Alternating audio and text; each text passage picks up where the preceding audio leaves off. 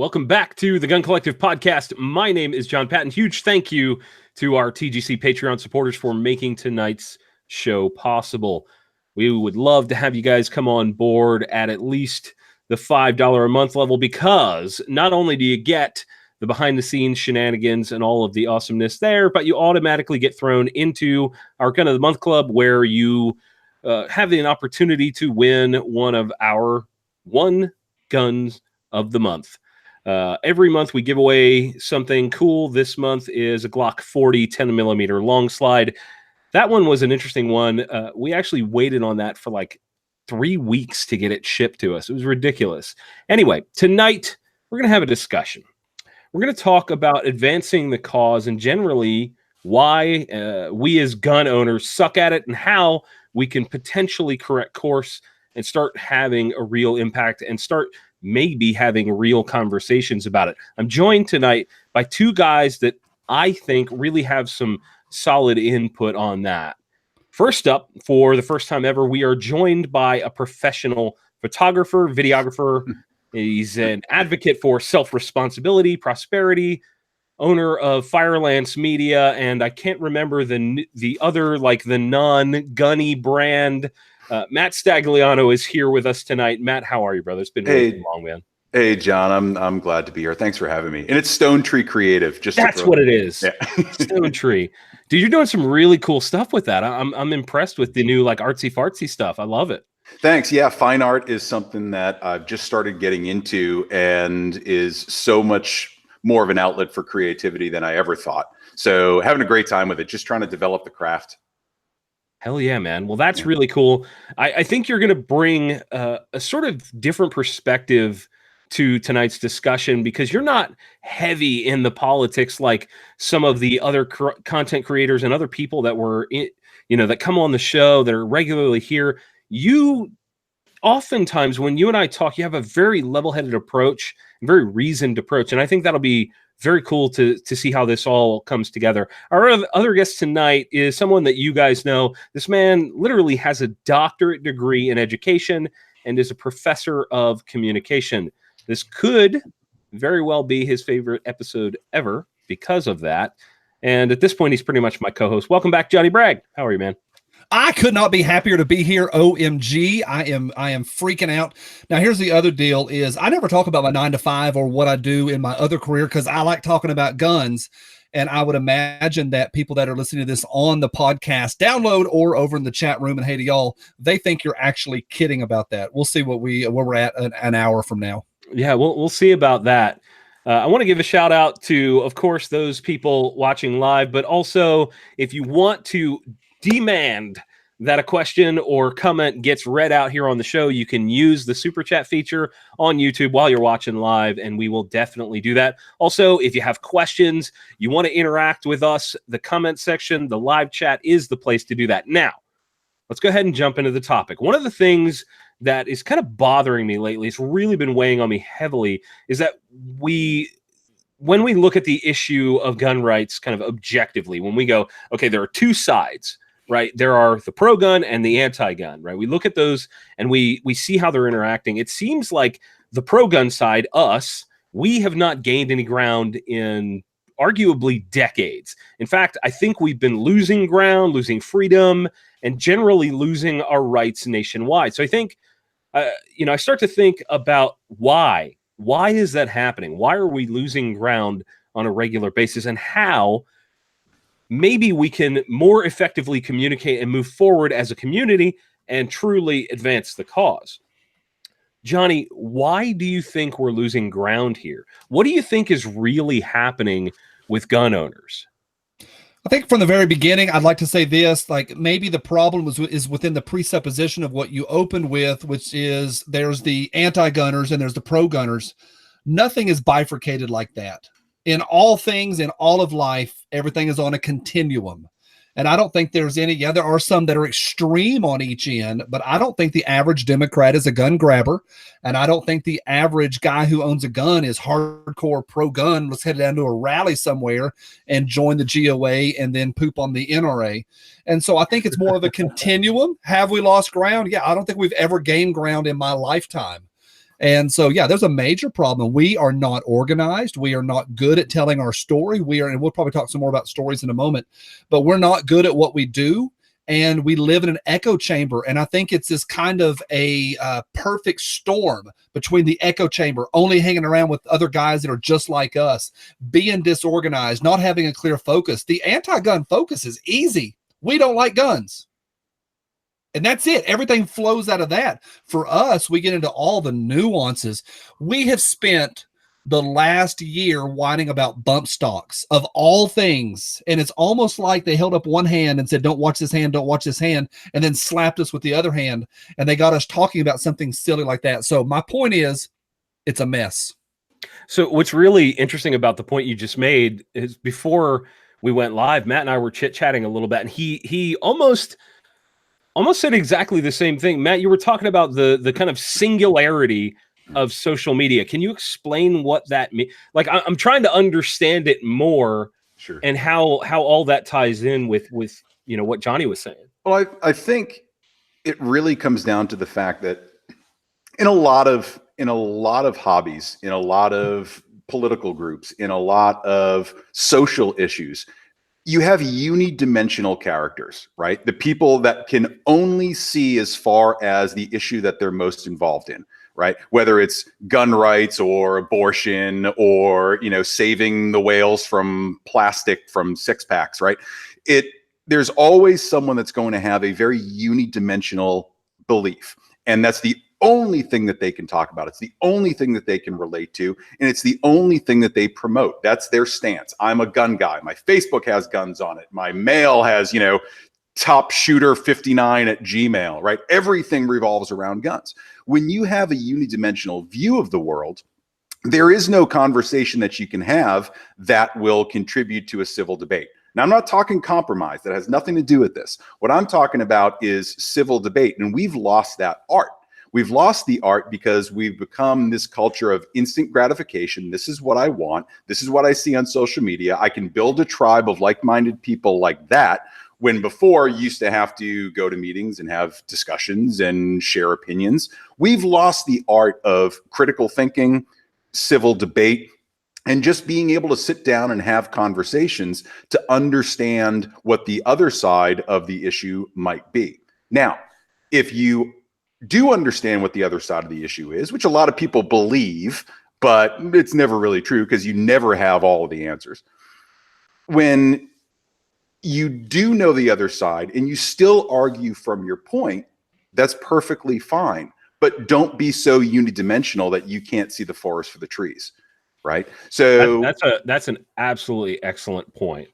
And I think you guys are basically saying the same thing. Through all intents and purposes, you're saying, look, we are looking at it in this very singular viewpoint. Right. And the issue is far, far, far more complex than we could possibly imagine.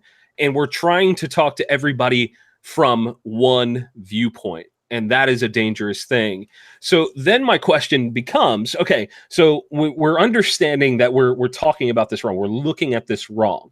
And that tends to be why we're losing ground, is because we're going, brah, brah, brah, brah, brah, Molan Labe, only this, only this, only this, when the issue is more complex. So what is the other side doing that we're not doing? And how are they pushing us so far, so far in a direction that we don't want to be going in? How is that taking place? Johnny, do you understand how that's happening? I do. And to Matt's point, and you know this, John, from talking to me, that one of my best friends he believes everything polar opposite of what I believe. And so when I sit down, we have these conversations, we don't argue, we talk very openly about this stuff.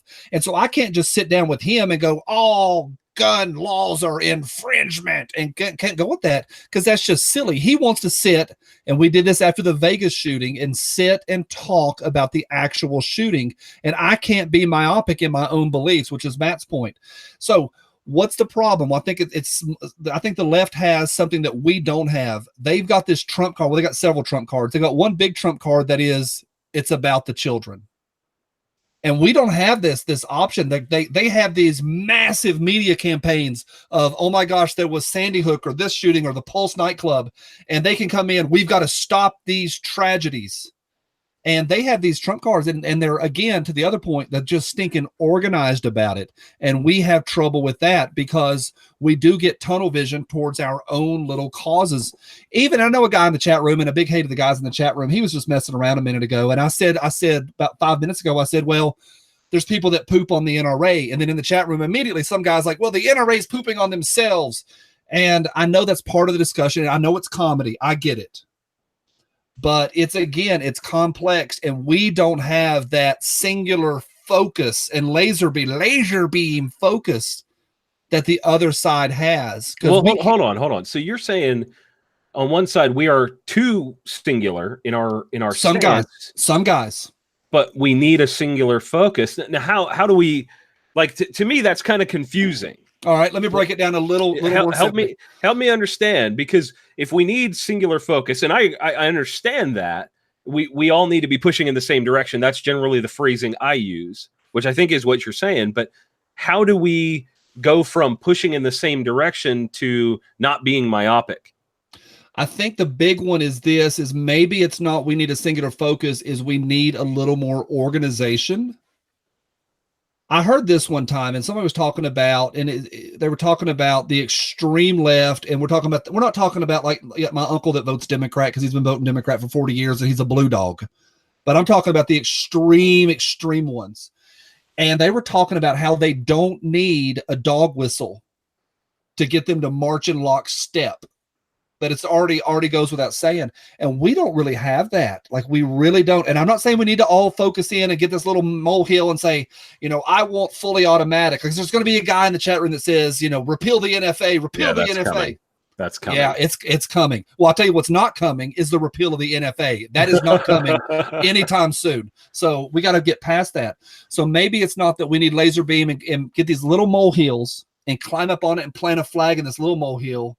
Maybe we need to be able to say, stop, no more gun laws. Go ahead, Matt. Yeah, I can see you thinking. Yeah, and the funny thing is I relate everything back to the business world, right? So I spent 15 years doing mergers and acquisitions and business architecture and all this stuff a long time ago, lifetime ago. But what it taught me is the power of looking at the big picture, right? And understanding that it might take 5 or 10 years to get where we're going. Bear with me, I'll get there. So one of the things that I do with all of my clients is take them through a framework called the Story Brand Framework. And this is by a guy named Donald Miller. And you can find the book. It's great. The Story Brand, Building a Story Brand. And the whole premise of it is this marketing framework built on the fact that there's been storytelling for 2,000 years. And everything follows that arc. You got Star Wars and the Hunger Games and whatnot. It all starts with somebody that has a problem, right? They are the people. In this example, I'll call it the population of the United States, right? So they have a problem. What they need to do is find someone that can solve that problem. So you position yourself as the hero. And the heroes in this story are the left and the right. Now, what happens is that hero acts as this guide. They guide the population to either success or failure. And they have the expertise, and they have the knowledge, and they have the capability to show them what success looks like. If you don't follow our path, it goes to failure. I say all that to say this. In this example, the left has their problem solved. You don't want kids to die, you take away the guns. Simple as that. On the right, we're saying, but bump stocks in NFA and 6.5 versus 308 and 40, we're so scattered. We don't have a cohesive approach to telling a story that gets our point across. To Johnny's mentioned a second ago, or Baywatch, I think in the Bayview in the chat said, shall not be infringed, right? That should be it. That should be our story. Shall not be infringed, and hammer that home. Instead, we're completely fragmented in our approach to combating, don't want kids to die, take guns away, right? So we're doing a very poor job at the overall conceptual marketing of the gun community because we can't find a cohesive story to tell. We just can't. Now, that brings me to a very big question. Why? Why are we, as a gun community, why are we unable to latch on to a singular message? Do you think it has something to do with the fact that, generally speaking, the gun industry is full of type A personalities that are very like, I'm right, I'm right, I'm right. And if they don't feel like they're doing the leading, that they are being left behind. Do you think that has something to do with it, Matt? I don't. I think we tend to look at the gun community as this microcosm, right? And we're always right. And this is all we know. Again, the unidimensional side. But go to any industry, you're going to have guys that just swing their thing around, right? I'm the best. I'm always right. It doesn't matter whether it's, high tech or manufacturing or union jobs. Doesn't matter. There's always someone in that group that tends to be a little bit more forceful. I don't think that it's because we have a high density of that in our community that we can't get the story across. I think we just all have our own self-serving interests, and we've forgotten about the ability to look at something larger, the greater good, the common good. Instead, it's what affects me today and how do I get satisfaction from my personal agenda. And I say that can be an individual from a company. It can be the tactical training community. It can be the long range community, right? Everybody has their own story, and that's what's most important to them. They don't expand outwards and say, all right, what does the umbrella look like? And how do we become cohesive at the top? Because then you're going to get your Mullen Labes and the let's have a civil discussion and no one can come to an agreement. On the left, again, it's just take them away. Everything will be solved if you take them away. And like Johnny said, it's an easy argument to make, right? So I think that it just comes down to we're not cohesive enough within ourselves, right? You had an episode about infighting. Was it last week or a couple of weeks ago? Great episode, right? Talked all about this. We just can't get our stuff together. And, is there one singular place that we can look to get that leadership? Certainly not going to say it's the NRA, right? So where do you look? Do you look at GunTube celebrities, Instagram celebrities, right? Spokespeople? Who is it that has the best interest in mind?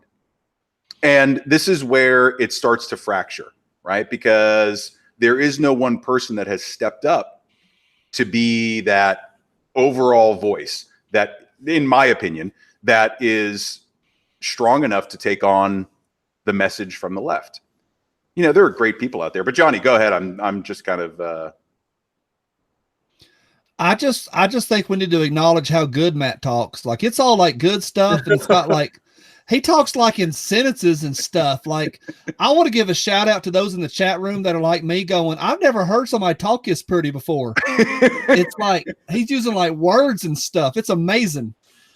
Here's what really chaps my hind end, Matt. And here's the reason I'm done with you already. I've only met you 10 minutes ago, but I'm done.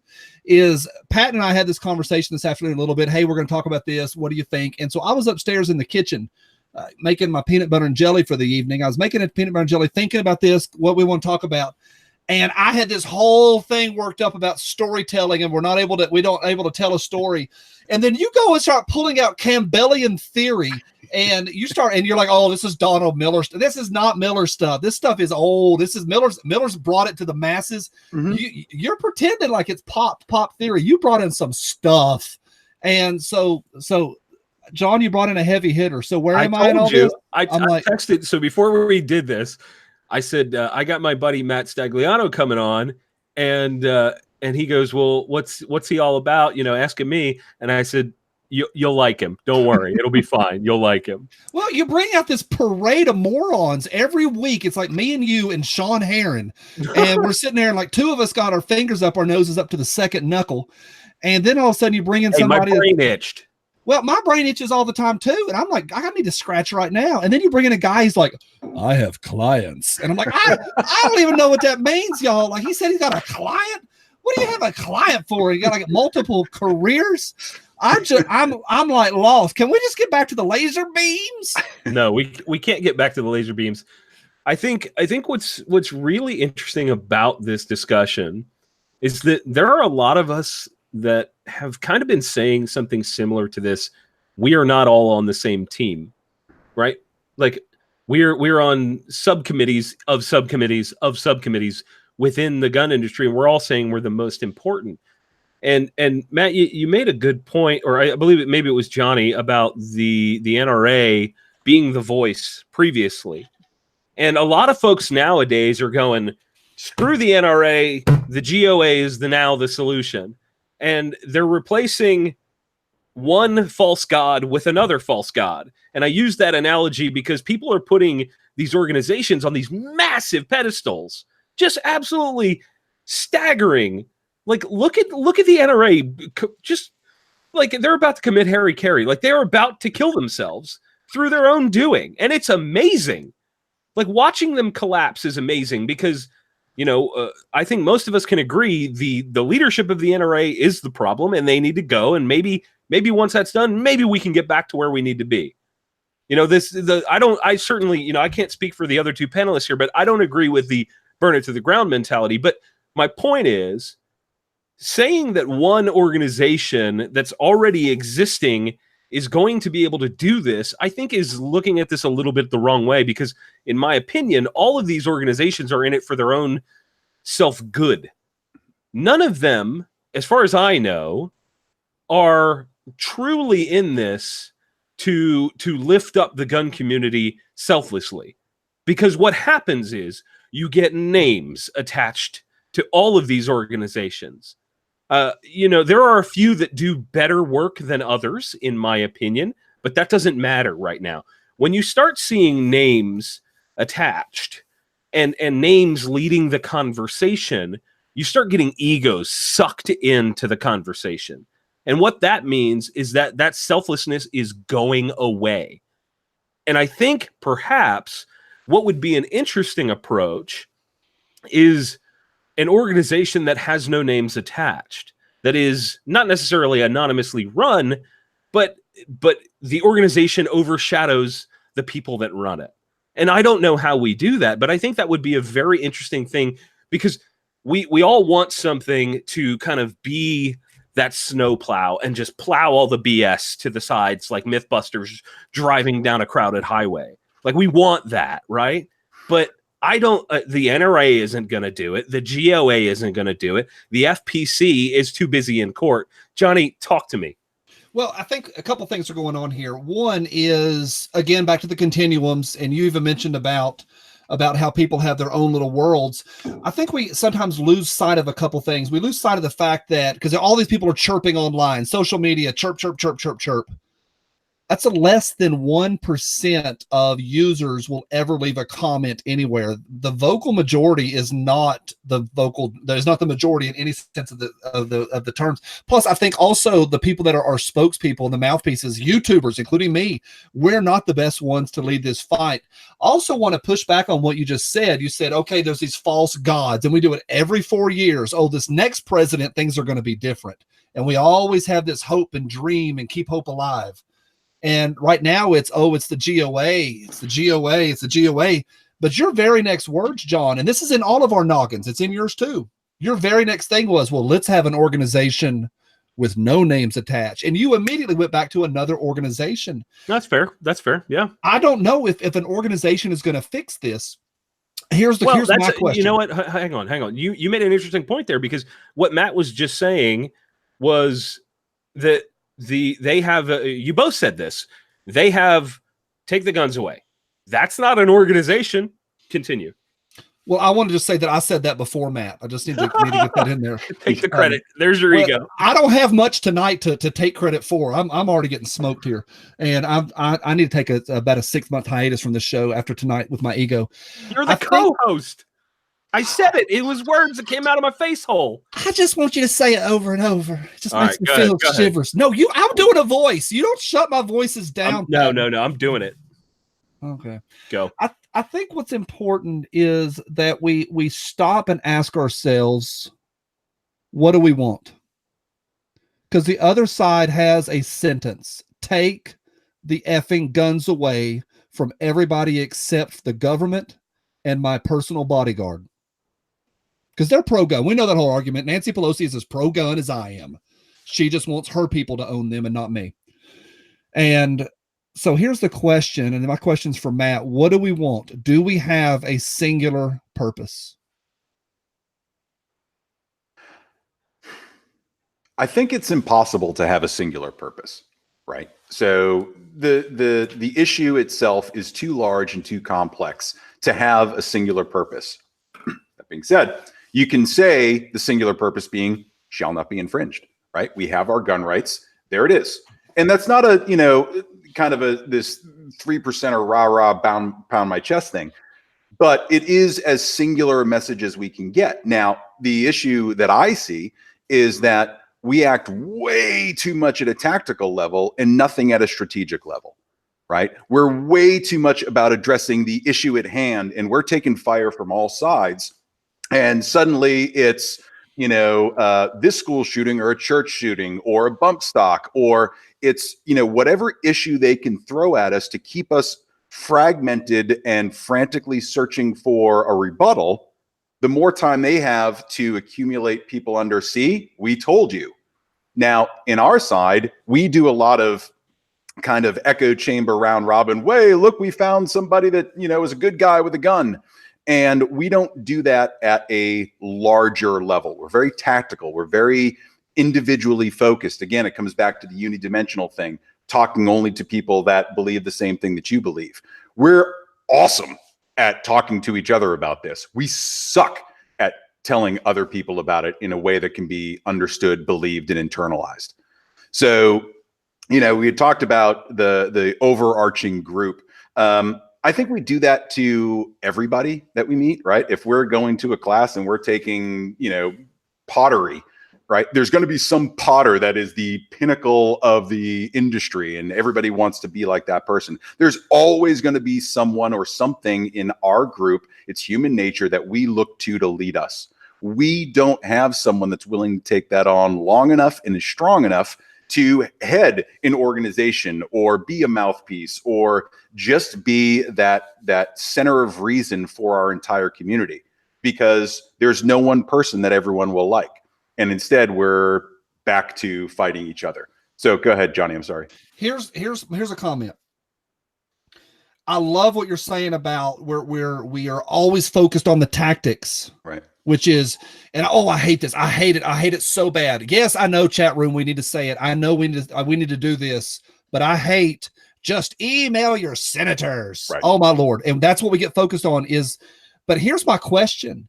And I know this is going to be a rub, and this may be a better question for Patton, is I think I have a suspicion, it's a theory, that the reason that we're always focused on tactics and we're never focused on overarching strategy is because the voices that are ruling at least our little bubble, the YouTube and social media world, the gun community, is ruled by these guys that are these independent islands that run these companies out of their house and their garage, and they don't have a boss. Almost nobody in our gun world has a boss.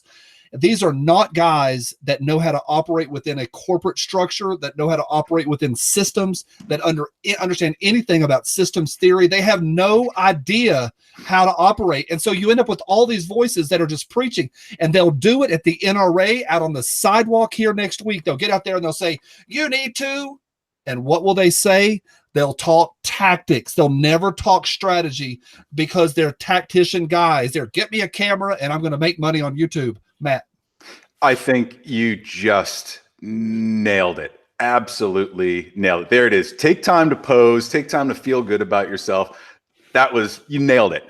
And to that point, especially about the corporate and the professional side, those of us, I lump myself into just being a former corporate guy, that have worked in Fortune 500, Fortune 50 companies, large organizations, understand how the political structures work and understand how to work within a management chain. And we've got to think about the community as that larger organization. If we want to put some level of mapping and structure into it so that we understand a common vision, Otherwise, it's going to be all these little companies fighting against each other, right? And so it really does need to be almost a monopoly on the thinking of our community. How does that common vision get written, and how does it get adhered to? And those are two of the biggest things that I think we struggle with overall, is just, all right, great, sounds great. How do we get there? You made a really interesting point about the community being the organization. Mm-hmm. And I want to get back to that. But first, I want to give a shout out to everybody that's here slamming comments right now. That's very cool. But I also want to say thank you to the people that support us on Patreon. You can get in for as little as $1 a month. If you think we bring, at the Gun Collective, you think we bring enough value for you to throw back $1 a month, that would be awesome. We would genuinely appreciate that. But if you get in at $5 or more every month, you're into the Gun of the Month Club. Like I said at the opening of the show, we're doing a Glock 40 next month. We've got a bunch of ammo coming in for that. And after that, we will likely have some more guns coming, because that's how we do it. We've given away a mountain of stuff, and I'm really, really excited that people want to support us and continually do so. So if you want to get in on that, go to patreon.com/The Gun Collective. Now, I want to get back to your comment, Matt, about us being the organization. And Johnny made a great point as well about, you know, the mouthpieces that we currently have not really being the leaders that we need. You know, a lot of us, including me, I don't think that I am the right leader. And I think a lot of us that are content creators are very good at what we do, and that's why we create content. We're good at communicating a certain message. But as far as leading a crowd, that's a different skill set, because you're trying to change the mentality of a lot of people. And I think what you know hit me interestingly about the comment of us, you know, the community being the organization, is like, we transcend gun rights groups. We transcend the NRA, the GOA, FPF, Second Amendment Foundation. We transcend all of that. And I think it would be a very interesting thing for this. I don't know where it would have to come from. Maybe that's something that we should talk about at the TGC panel among the creators, about stop trying to put yourself first, and stop trying to, you know, be the spotlight 100% of the time, and just lift up the cause, lift up the messaging. And I don't know, Johnny, you're shaking your head that's not the right thing. Talk to me. What is the right, to help me get through this? We're trying to learn here tonight. You know, I asked the question, why are we losing ground? Why can't we advance the cause? Talk to me. All I'm making fun of, I didn't realize I was on camera, but all I was making fun of is you saying to a group of YouTubers, don't make this about yourself. Like, you're talking to people, like, they don't have it in their DNA to not make something about themselves. Yeah, I know on one hand, they're under the pressure to feed their families with a camera in their garage. However, I just think that's comical. That's it. That's my only point. Well, yes, it is comical. I agree with you. But at the same time, who else? You know, when I think of the people that can actually legitimately reach a huge amount of people, right? Because that's what you need to do. Are we reaching as many people as we need to? Absolutely not. Absolutely not. As evidenced by Adam Kraut being kept out of the NRA board over and over and over again. We are clearly missing a huge portion of the gun community. So what we can do is try and influence within our community and hope that messaging spreads. But I think, you know, going with the phrasing of shall not be infringed, I think a lot of that is, I don't know if that particular phrasing is too polarizing. That's the word I was looking for. Because when you say that to somebody that's saying take the guns away, and you say shall not be infringed, they come back with what I think is a scarier thing, which is you don't care about the children, which is an emotional response to a logical phrase. Now, that is another thing that we're talking about here. We're talking about emotions, human emotions, versus up against in a lot of different ways. And we're not going single focus, whatever. We're talking about emotional reactions from people about things that are very, very logical. This is a tool. This is an inanimate object. I think if you reason with somebody and you have that conversation, you can get there. You can go, yeah, that's an inanimate object. But at the same time, they have an emotional reaction about that. So what do we do to get through or talk to or communicate with or advocate to or bring on side emotional people? Johnny, what do you think, man? I think the best piece of gun media that has been produced in 2019, and I told him this the other day, is John Lovell took a anti-gunner, not somebody who just didn't grow up around guns. He took a little anti-gunner shooting, and instead of having some friggin' argument, they went shooting and he made her cackle like a little kid. They had so much fun, and his attitude, I'm like, John Lovell, take me shooting. That looks like so much fun. Now, I know we're talking tactics there, but I think that is an effective thing to move it from these heated, nasty discussions that we only have with each other. Like these gun guys, they're only mad on social media. They're in my threads, in your threads, and they're always mad about something, and they're just yelling at me. I'm like, come on, Grandpa. The Vietnam War is over. I am not Charlie. Calm yourself down. And I just think it's unfortunate that we fight with each other instead of maybe actually having a conversation and befriending somebody who may not be some far left-winger, horrible person. They just maybe a coworker who just didn't grow up around guns. And I mean, like one of the guys that I work with at Pew Pew, Eric, he never touched a gun until 6 years ago as an adult.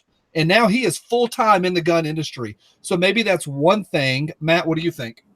Well, I'm the same thing. I just got into guns less than 10 years ago, and I'm full bore into this. I went 35 years of my life never firing a weapon, and now here I am. So I think there's the message to be said, which is to get back to your original point, John, which was, the content creator spreading the message, right? And there's a huge, powerful voice there, but like you mentioned, the message itself is inconsistent.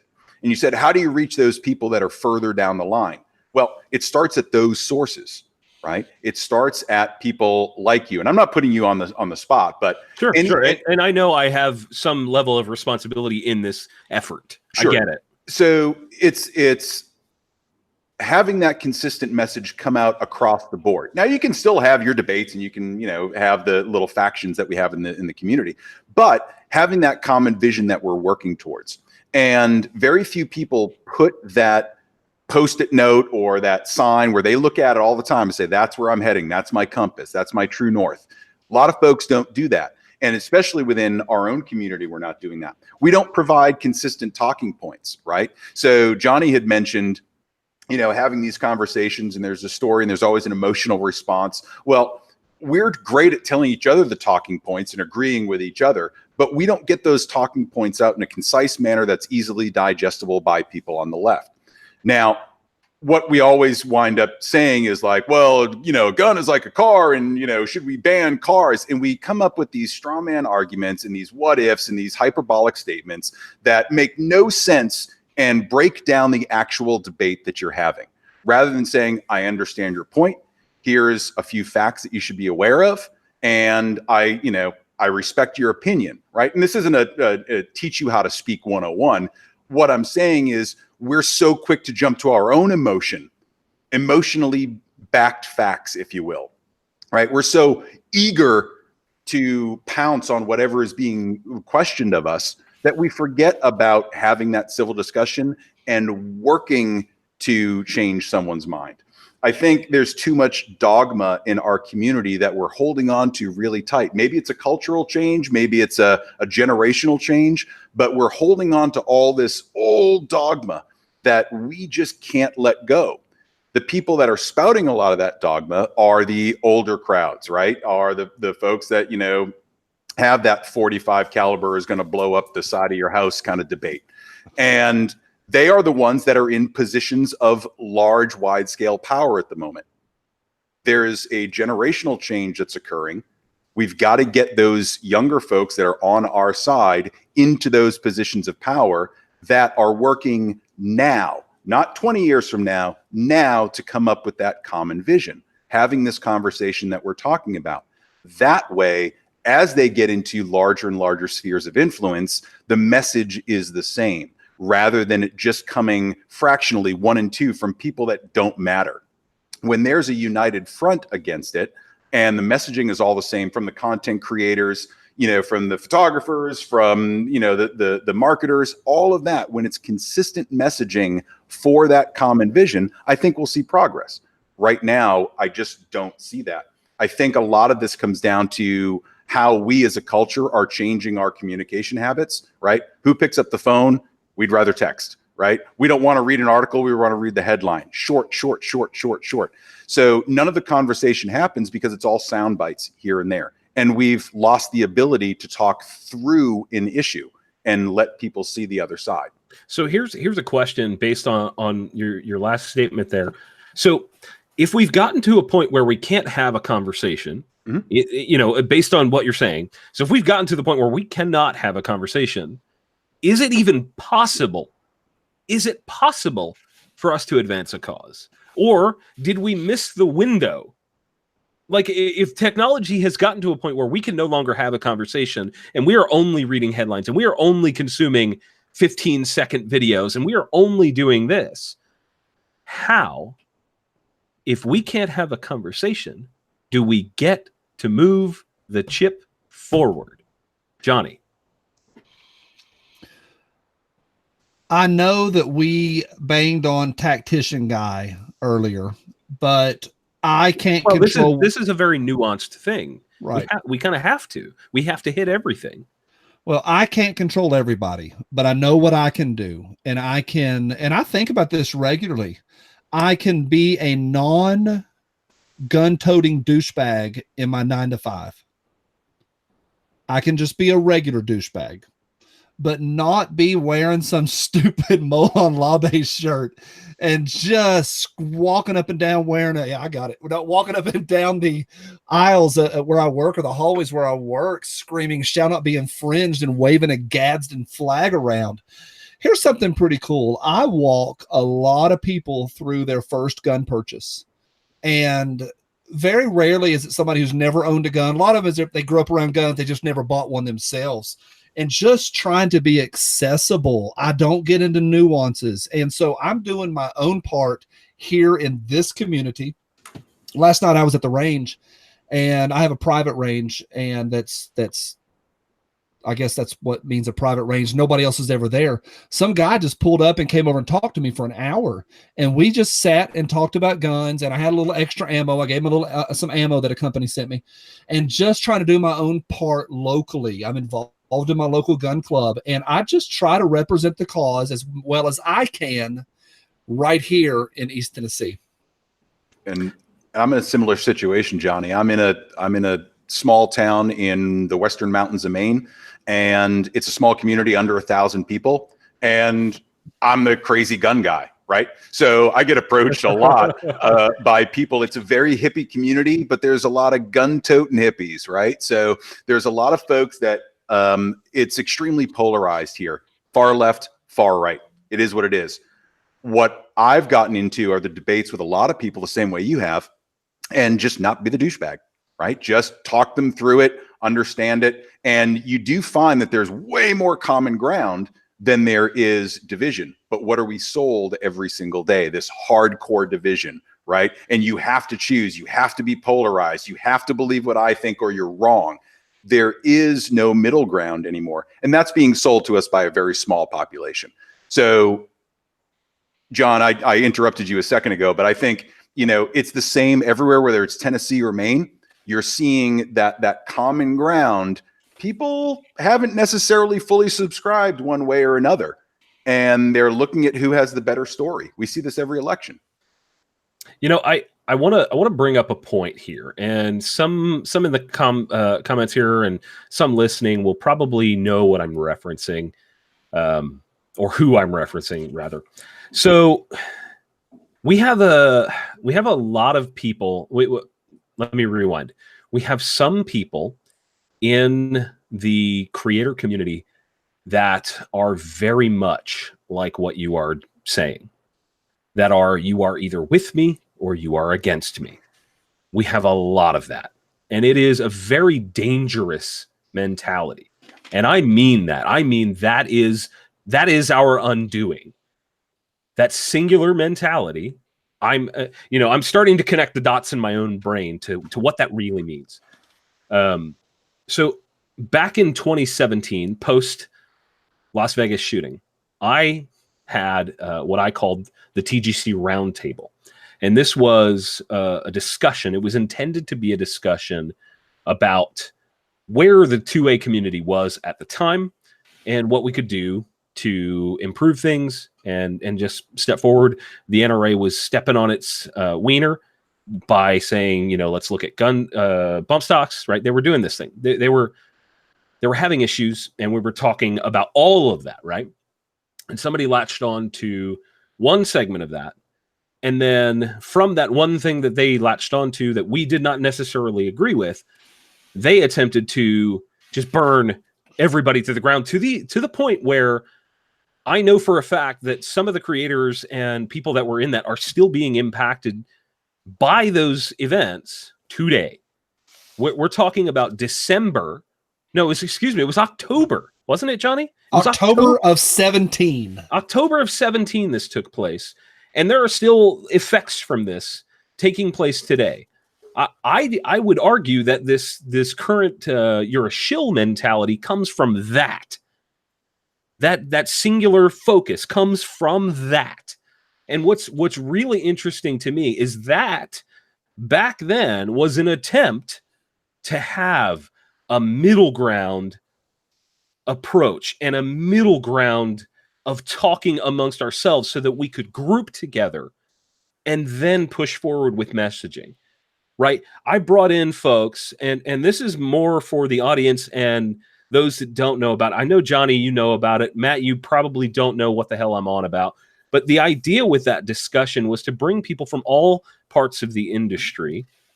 And, we had manufacturers, we had social guys, we had gun companies, et cetera, et cetera. We had a good mix of people. And there were comments that were slightly emotional. There was someone that had that brought up his own emotions, was openly talking about his own emotions following a shooting, about his own kids, because he saw kids dying and brought up his own emotions and then was chastised for doing it. He was being called anti-gun because he was worried about his own, he literally was openly talking about an emotional reaction, being vulnerable in front of thousands of people. I mean, to this day, that video has over 100,000 views. It is over an hour long and it has 100,000 views. But my point is that middle ground is hot lava. In our community, getting to that middle ground, can't go there, bro. Can't do it. You have to be shouting across, a cavern of lava. You cannot do it. And I've attempted it. And maybe this is, this discussion is my wake up call to try and do it again. But I don't know, when we tried to have that discussion and openly, get to some core messaging through different opinions within our own community, people were burnt down. They were attacked. Their livelihoods were attacked. And that's really, really dangerous. And it came from within. Johnny, go ahead. Yeah, absolutely. That came within that meltdown that happened October 17th. It's still going on. You were called about a week ago. Someone called you, Jon Patton, he's anti-freedom because of that. Now, I do want to say this, and I need to say this very slowly because we have some Marines in the chat room. I'm going to say this very clearly. I am pro-gun. And I believe we should own anything short of nuclear weapons I should be able to buy at Western Auto. Can I own a tank? Yes, I should be able to own a tank with a 20 millimeter hanging out of the back. I'm pro gun. Don't misconstrue. However, as a parent, if you sit and watch Fox News or CNN or MSNBC and watch the Pulse nightclub, that one got me. That one really got me more than Vegas, because I probably spent more time watching the Pulse nightclub. And you watch 6, 8, 7, 9, 10 hours of that footage over and over for 3, 4, 5 days. And then as a parent, I could say, let me just say it this way. I can understand someone who doesn't understand guns saying, I don't want moron 19-year-olds able to go to Walmart and buy I'm putting up finger quotes. If you're listening to this, I'm putting up finger quotes, an assault rifle. So my point is, I can understand being emotional and being scared and saying, yeah, I don't want guys to be able to buy that stuff. Because I had a student the other day, he's a moron. He watches some moron YouTuber that wears gloves, and they went and bought gloves, and they went and got a new gun, and him and his buddy, they got their mechanics gloves, and 10 minutes later, one blew the other one's finger off. And they're idiots. And then you say those guys can go own, air quotes, assault rifles. My only point is, I understand people that have kids being emotional about this. Matt, I think you make a great point. tell me that again. You make a great point. Thank you. You're welcome. Don't get creepy with it, Matt. All right, sorry. Reel it in. I don't get out much. I'm in Maine.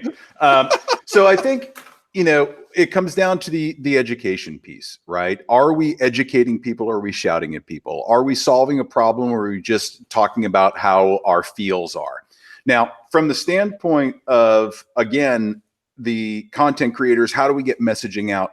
We've got to bear with both shoulders the responsibility of everything that we do. And there are so many individualistic voices in the community that it goes back to the beginning of this conversation where you were talking about self-serving interest. There's a lot of folks that just have, I want to get more clicks. I want to create controversy. I want to get, things going. And they don't care about necessarily what they're saying and the ripple effects of that and how it fractures apart the community. They're just interested in their tunnel vision of what they want. So I think, the story about the vulnerability really got to me, because it's in my opinion, the strongest people that can be vulnerable in front of folks and be honest with themselves and be introspective. And it's the folks that shut that down that are probably the bane of the existence.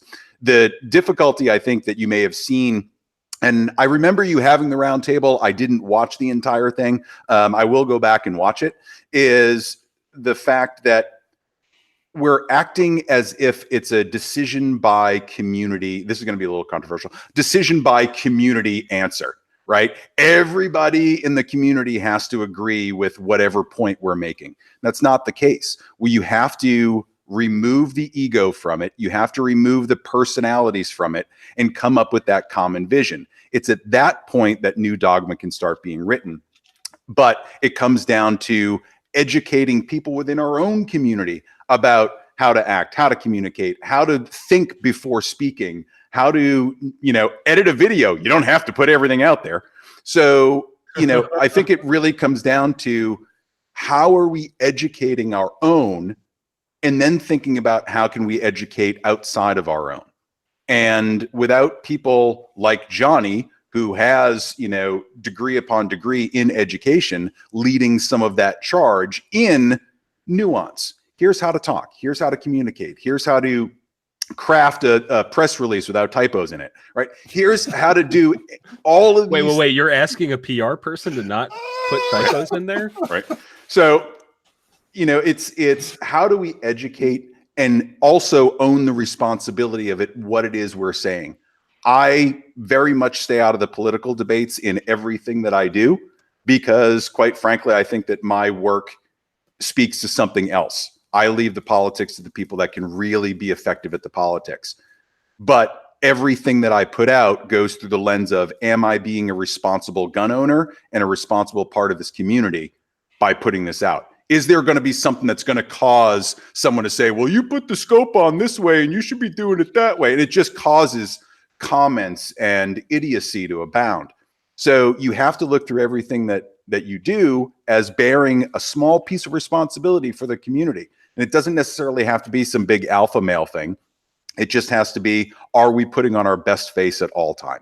So that leads me to something that I believe you and I have talked about, Matt, and I know I've talked about this at length with Whitey from Four Guys Guns.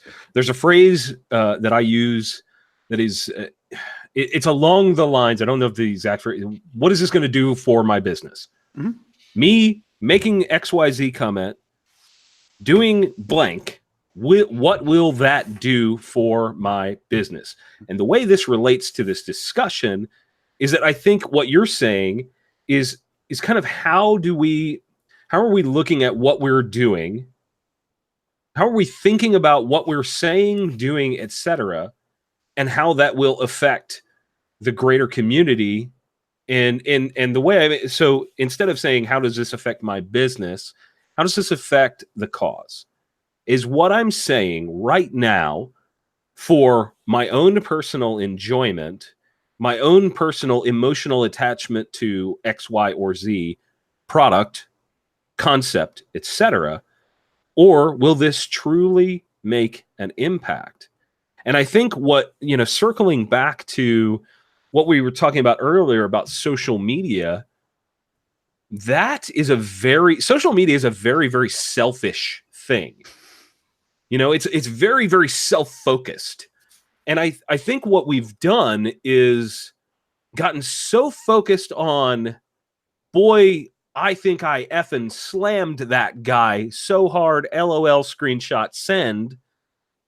We've gotten so focused on that we've lost sight of the fact that, hey, guys, we're losing gun rights. Like, that's what's happening. We forgot. And I don't mean we actually forgot. For God's sakes, we know that we are losing ground. We understand that, right? But at the same time, I would argue that some folks don't know we're losing ground. What do you mean we can't carry guns in New Jersey? Like that. I think that's part of our challenge is just general education.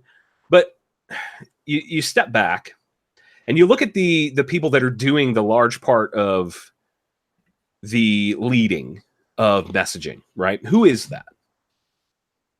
That's a good question. I think the NSSF does a pretty good job of leading some messaging. I think they do a decent job of that through gun shops because they're so intertwined with gun shops. I think the NRA used to do a very good job of leading the messaging, but right now I'm not sure there is anybody leading the messaging, and the people within the content creator space that are leading the messaging are more focused on burning everything scorched earth that agree with me or they want to Mad Max the world before we actually get anywhere. And again, I think that's really, really scary. I want to do this for a living for the next 30 years. I want to retire at Patton Media and Consulting. I don't want to have to go get a job. I don't want to do it. I don't want to go work for a corporate America. And I think this is really, it's frustrating. And that's why I wanted to bring you two on, because I knew both of you would get this. I knew you guys would understand this. So let me ask you both a question. So we're kind of understanding that this is all our own fault, right? Let's just admit it, right? This is our own fault. So the question I have to keep coming back to is, what the hell do we do now? Johnny, do you have any ideas on literally actual, and I'm not talking tactics, I'm talking about practical application of what we've discussed tonight? What's our next step as a community? What can we do, really?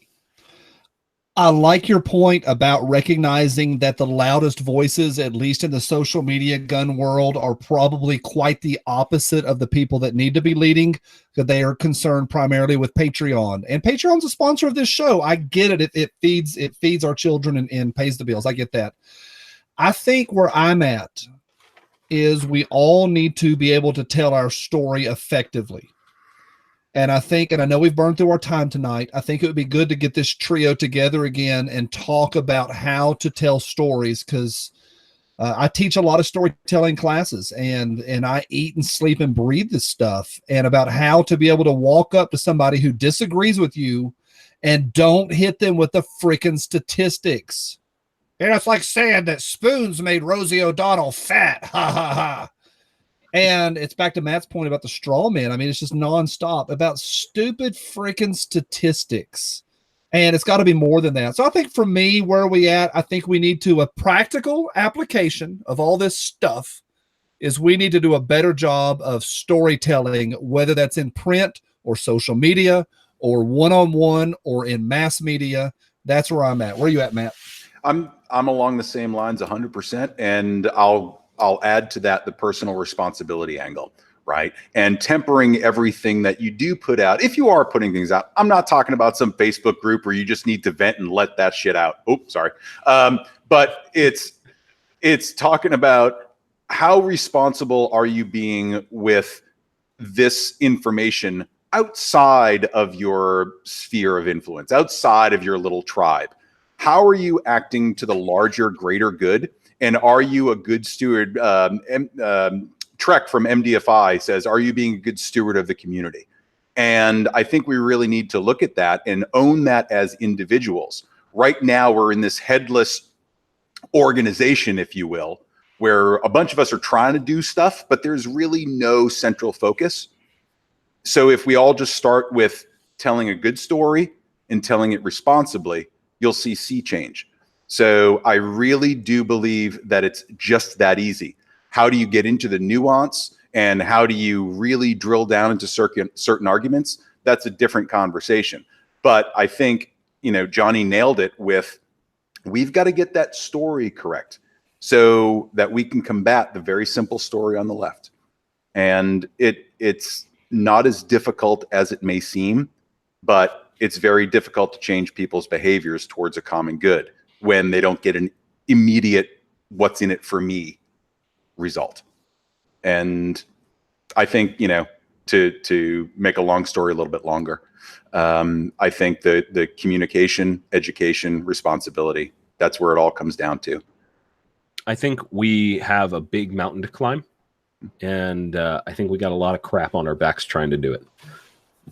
We as a community have a lot of work to put in, and while that work is being put in, we have to be fighting. And I don't know, Johnny brought up something earlier that is just the biggest thorn in my side. I'll tell you guys a story here. So the other night on social media, I asked on my Instagram stories what the NRA could do to regain the trust of those that were offended by it. And the prevailing winds on that were that they need to work to repeal the NFA. And I think we are so far from being that's like standing in Philadelphia talking about we need to go to London and we can't even get across the bridge into Jersey. Like, that is the kind of crap that the gun community is doing. We need to go all the way over there just to get here. We haven't even taken the first step, and we're talking about going to the moon.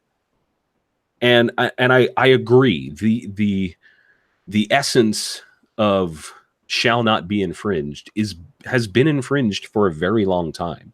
A very, very long time. The United States has been built on gun control. Like, the last 100 years, we've had gun control. We've been there. And I think people are so focused on this mentality of we have to have the biggest thing to gain any ground. We have to gain all of it at once. And the phrase that then comes to my mind is, how do you eat a whale? One bite at a time. And that's how we move forward. Good God, what a great discussion tonight, guys. Thank you so much. This was a lot of fun. I knew this was going to be interesting, but you guys absolutely hit it out of the park. Matt, thank you so much for coming on tonight. Thanks I really genuinely appreciate the super, super thoughtful insight tonight, man. Thank you. No, I appreciate you having me. I appreciate this. Johnny, dude, how are you? You doing okay? How's your brain now? Did Matt hurt you? No, Matt didn't hurt me. I can handle whatever you throw at me. I just wish I had more layers. I had more layers on I could fit in. For those that are listening and not watching, Matt's got so many layers on. He's like a walking Eddie Bauer catalog. I would like a Magpul sweatshirt on, man. I know, I'm down. I got it. I can keep up. I'd like to end with my last thought is holy smokes, we got it good here in America. Shooting Stuff Australia is in the chat room. You want to talk about gun rights? Talk to him. Talk to our friends over in England. Man, we got it freaking good. Yeah, I know it's tough in New York and in California and DC. I get it. But the vast majority of us, I can go to freaking Walmart and buy ammo. Not that I ever would, but good Lord, that place. However, I shot yesterday and just mag after mag after mag, and I can go pick up any gun that I want at any time. Yeah, I can't get full auto, but in the grand scheme, we got it pretty good. I want to end with 3 letters. USA. All right, I have to do this because I promised I would. Crazy Ivan 2X threw in a super chat right at the end there. He says, more stories of guns and the gun community improve all lives and not just defending them. Thank you, Ivan, for the super chat. And thank you guys for listening, watching. I hope that you enjoyed this as much as I did. I think tonight was a fantastic discussion. I feel personally like I've learned some things and grown, and I hope that some of you have grown right along with me. That is it. Be sure to check us out on patreon.com/theguncollective. Of course, thanks to my guest tonight, and we will see you guys next time. Laser.